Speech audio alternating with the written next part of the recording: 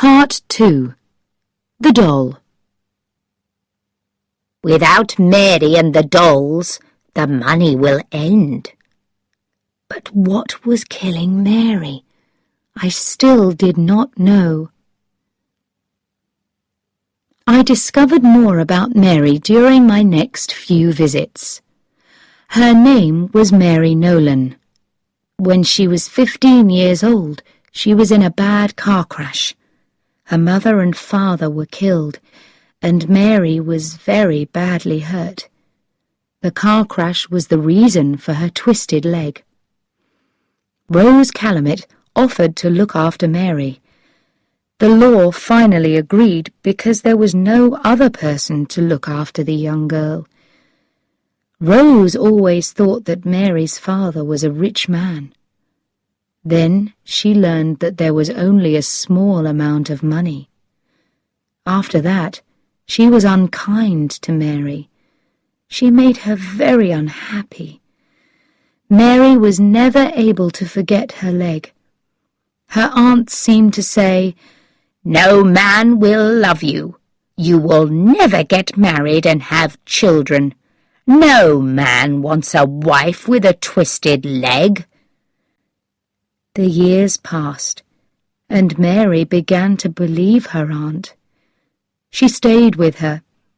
She did what her aunt wanted her to do. She could see no reason to leave her aunt, so she lived an unhappy life without hope. Then Mary started to make the dolls. Rose Calumet saw how lovely the dolls were. She soon realized that she could sell them for a lot of money. She was right. After she sold a few, she decided Mary must work on them every day of the week, from morning until night. Rose did not love Mary, but the girl produced hundreds of dolls over the years. Rose was happy to take the money for them. But now Mary was ill, and Rose immediately said to herself, "Without Mary and the dolls, the money will end." But what was killing Mary? I still did not know. I could see that she was afraid of her aunt, but it wasn't that.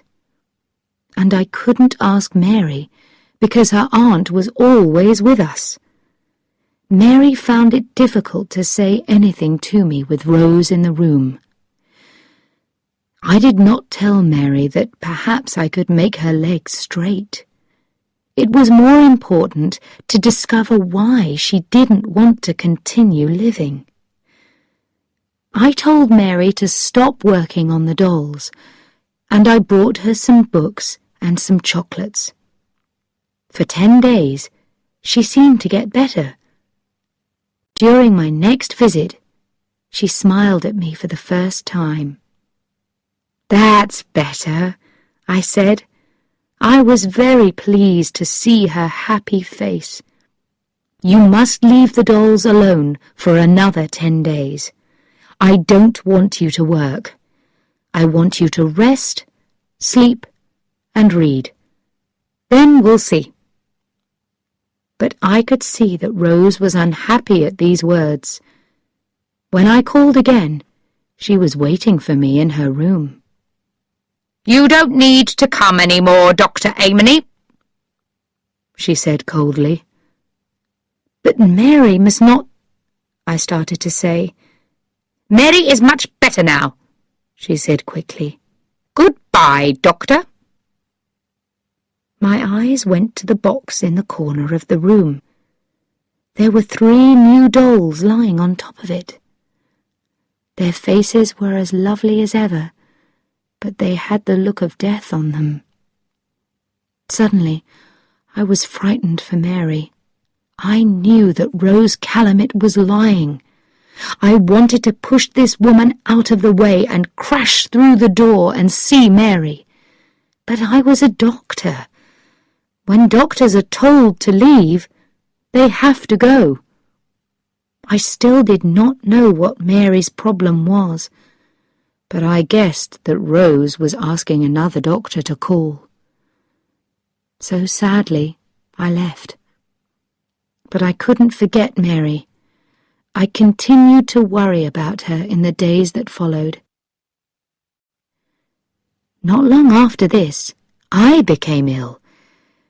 It wasn't much at first, but as the days passed, it seemed to get worse. I visited a doctor friend. "I can find nothing wrong with your body," he said. "Perhaps you work too hard." But I knew that this wasn't the reason. I continued to get worse. I didn't want to eat, and I lost weight. I began to look thin and pale. I felt tired, but I didn't sleep well at night. I sometimes dreamed that I saw Mary. She was calling to me for help, while Rose Calumet was holding her in her ugly arms.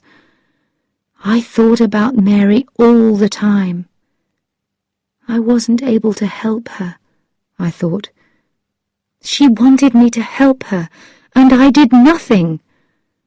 One night, I couldn't sleep at all. I walked up and down my room, thinking about myself and my illness. It seemed that I was suffering from the same illness as Mary. Suddenly, I knew what was wrong. I was in love with Mary Nolan, and because I couldn't look after her, I felt ill and unhappy. I know why Mary's dying, I thought. She's dying because nobody loves her. Nobody in the world is giving her hope for the future. Her mother and father are dead. Her aunt only keeps her because she makes money from Mary's dolls. Mary has no friends, and she feels ugly because of her leg. Her life is empty, except for the dolls.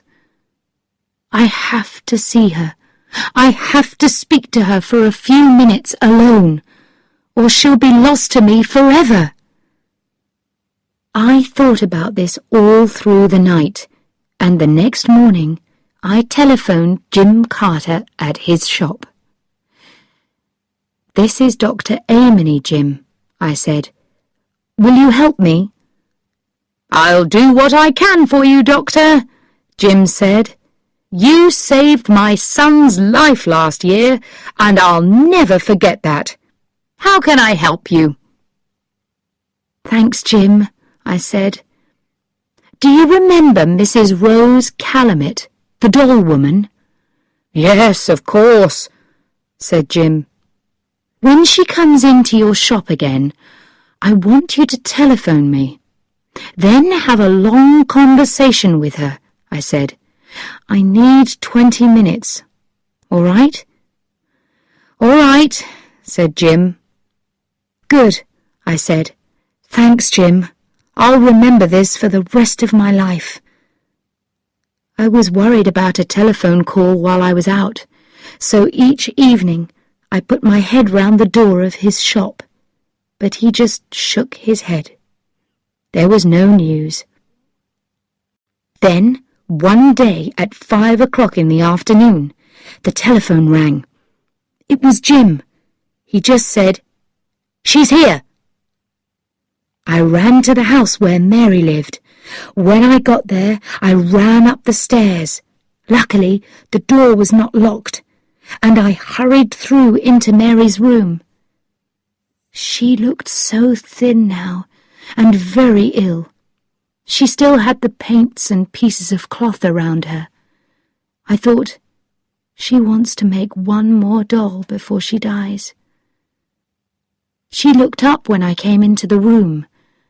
Her eyes opened wide in surprise when she saw me. She thought that it was Rose. She said my name, but she didn't call me Dr. Amony. She called me Stephen. "Mary," I cried, "I've come to help you. I know what's making you ill." "Does it matter now?" she said quietly. "There's still time, Mary," I said. "I know your secret. I know how I can make you well, but you must listen to me while I tell you." She just closed her eyes and said quietly, "No, don't say anything, please. Leave me. I don't want to know. The end is near now." I sat down and held her hand. "Mary, please listen to me," I said gently. "When children are growing up, they receive love from their family. Then, when they're older, they can give that love to other people. They give love, and at the same time, they receive kindness, happiness, and hope. Then they have more love that they can give. But you've given your love, Mary, and you've received nothing. Now you have no love that you can give." I was not sure that she could still hear me, but I wanted her to live so much. I had to continue. "It was your aunt," I said. "She took away all your hopes for love and happiness, and later," I continued, "she did a worse thing. She took away your children." I looked at Mary. Have I killed her? I thought. The one person who loves her. Then I felt her small hand move in mine, and her eyes slowly opened. She seemed almost glad to hear these words. This gave me hope. I talked gently. I tried very hard because I wanted her to understand. "Those dolls were your children, Mary," I said. "You thought that you couldn't be a mother, so you made those beautiful dolls. Into each one you put some of your love. You made them gently and carefully, and you loved them like your own children. Then your aunt took each one away, and she gave you nothing. You continued to use all your love. People can die when they have no love left inside them, Mary." I finished speaking, and she moved. She seemed to understand what I was saying. "But you won't die, Mary," I cried, "because I love you. Do you hear me? I love you, and I can't live without you." "Love me?" she said quietly. "But I have a twisted leg. How can you love me?" "That doesn't matter to me, Mary. I still love you," I said gently. "But Rose lied to you. I can make your leg straight. In a year, you'll walk like every other girl." I saw tears of happiness in her eyes. She smiled and put her arms out to me. I took her up in my arms, and she held me. I put my coat round her to keep her warm. Then I carried her across the room. Suddenly, we heard the front door shut, and the sound of running footsteps.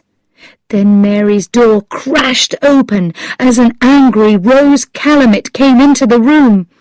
Mary started to shake with fear. She hid her face in my neck. But Rose was too late. She could do nothing now, and she knew it. She did not speak a word when I walked past her. I held Mary close to me. I went out of her front door, down the stairs and into the street. Outside the sun shone and the sky was blue. Children played happily and noisily in the street as I carried Mary home. That was 3 years ago. As I write this, Mary is playing with our son. Our second child will arrive in a few weeks. Mary doesn't make the dolls now. She doesn't need to make them. But I silently thank the day when I first fell in love with the beautiful doll in Jim Carter's shop window.